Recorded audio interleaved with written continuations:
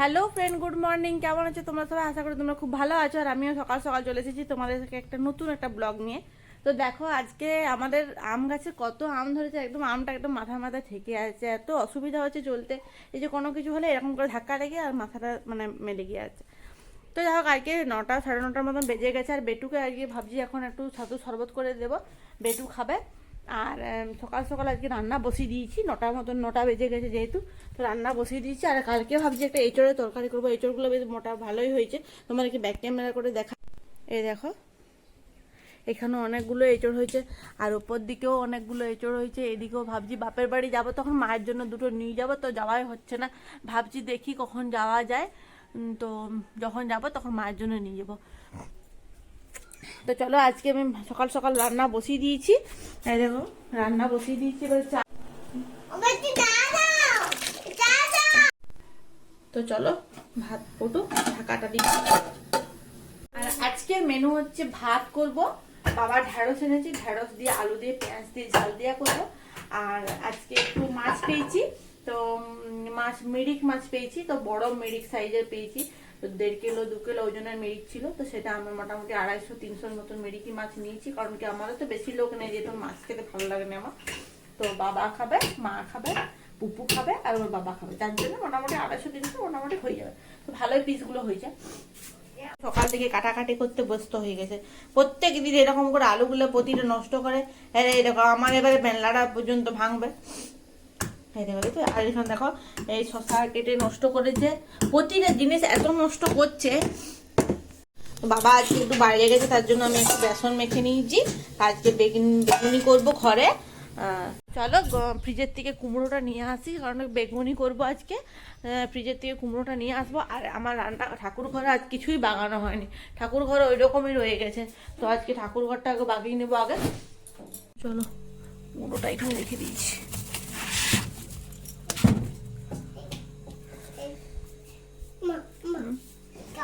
না না, এখন তরমুজটা বিচ্ছি দিতে, তরমুজটা কেমন খেকসে গেছে, রংটা দেখ। তো কুলেখাড়া শাক এনেছিল, তো দেখো আমার করাই হয়নি। কুলেখাড়া শাকগুলো দেখি কি রকম অবস্থা। এই বাবারে, এই দেখো 2-3 দিন করা হয়নি, আর কালো হয়ে গেছে শাকগুলো, এগুলো আর খাওয়া যাবে না। দেখো দেখতে পারা খুললো। তো যাই হোক ফ্রেন্ড, এই কুলেখাড়া শাকের যেহেতু বরফ জমে গেছে, এগুলো আর খাওয়া যাবে না। আর দেখো পুরো মানে কালো। বাবার এটা কি অবস্থায় দেখি, দেখবো ছাড়ো ছাড়ো। তো দিদি কাকে দিয়ে আনা করেছিল কুলেখাড়া শাক, মানে মানে খুব ভালো আর কি। তো যাই হোক, আমার নিজেরই কাপলাতির জন্য করা হয়নি, কারণ কি আমি মানে ভুলেই গেছি যে কুলেখাড়া শাক ভেতরের আছে। তো যাই হোক, এখন চলো ফ্রেন্ড, বেগুনির জন্য কুমড়োটা কেটে নেবো। তো আজকে বেগুন থাকলে ভালো হতো, তো যেহেতু বেগুন নেই, তো ওই জন্য কুমড়ো দিয়েই করবো।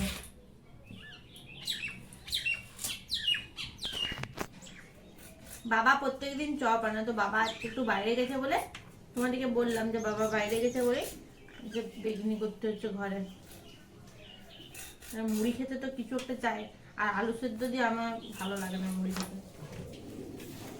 আর পুপু অনেকক্ষণ থেকে বলছে যে মা বেগুনি করো, মুড়ি খাবো। তো চলো বেগুনিগুলো ছটফট করে করে নি।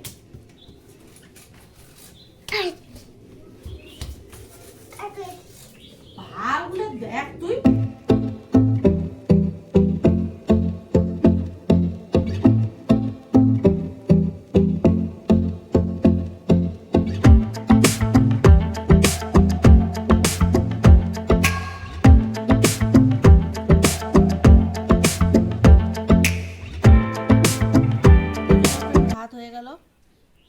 খুব তাড়াতাড়ি আমার রান্না হয়ে যাবে। তো চলো ফ্রেন্ড, মাছটা দিয়ে নেবো এবার ভালো করে।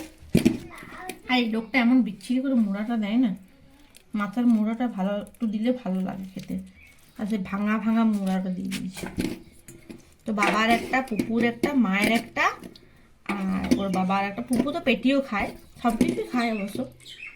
তো চলো মাছটা ভালো করে ধুয়ে নিই। তো চলো ফ্রেন্ড, মাছগুলো খুব পরিষ্কার করে ধুয়ে নিয়েছি।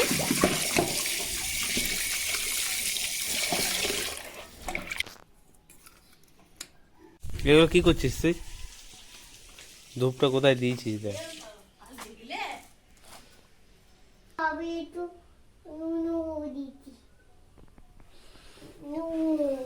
এটা নুন নাকি?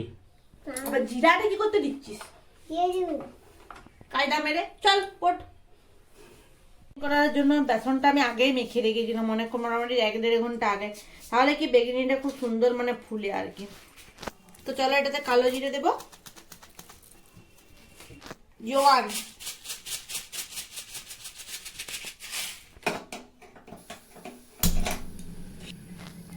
তো চলো তেল দিয়ে দেবো। কড়াইয়ে গরম তেল গরম করতে দিয়ে দিয়েছি। কি হলো বেটা?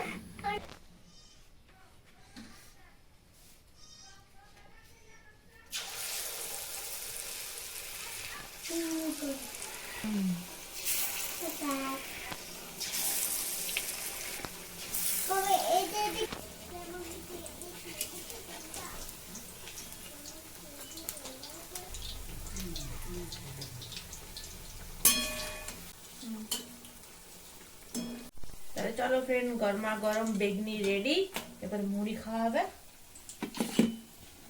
দেখা হচ্ছে মুড়ি খাওয়ার পরে।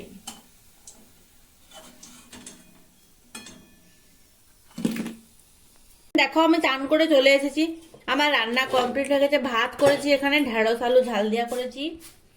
আর এখানে দেখো দিদি আমাকে এঁচড়ের তরকারি, পোস্ত, কাল্লা আলু ভাজা, শাক, আর এখানে একটা কি বলে এটা খসলার বড়া দিয়েছে। আর আমি এখানে মাছের ঝোল করেছি, আর এখানে টমেটোর চাটনি। তো চলো ফ্রেন্ড, খাবারগুলো বাইরে খাওয়া দাওয়া করি। তো ফ্রেন্ড এখন বিকেল হয়ে গেছে, আর বিকেলবেলা একটু যাবো আমরা একটা কাছের কাকিমাদের বাড়ি আছে, বৌদিদের বাড়ি।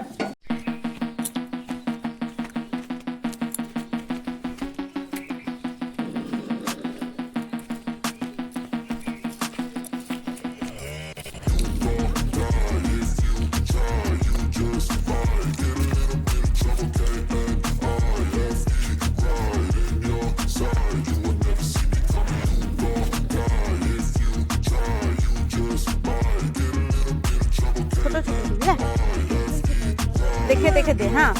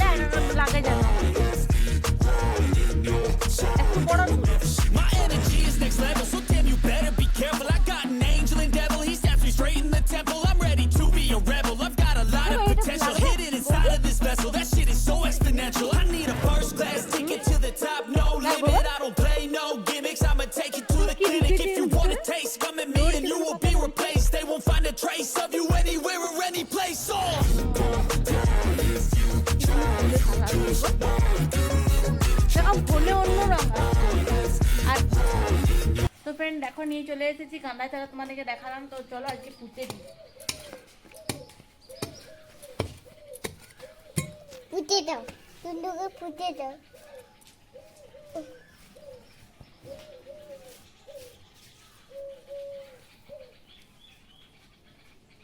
এই গানা ছাড়া হলো খুব সুন্দর, এটাকে পাহাড়ি গানা বলে।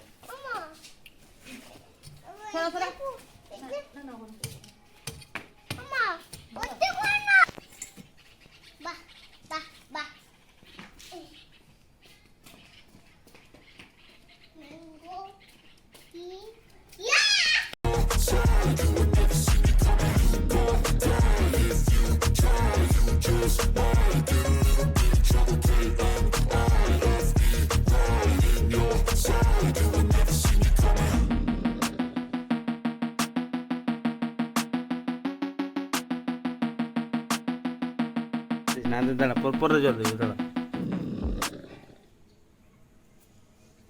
একদম কুড়াকুড়ি করিস না কিছু, থাক মাটিগুলো। হ্যাঁ এখানে একদম কুড়াকুড়ি কোনো কিছু করতে আসিস না। এটা কি করবে তুমি? কোনটা? এটা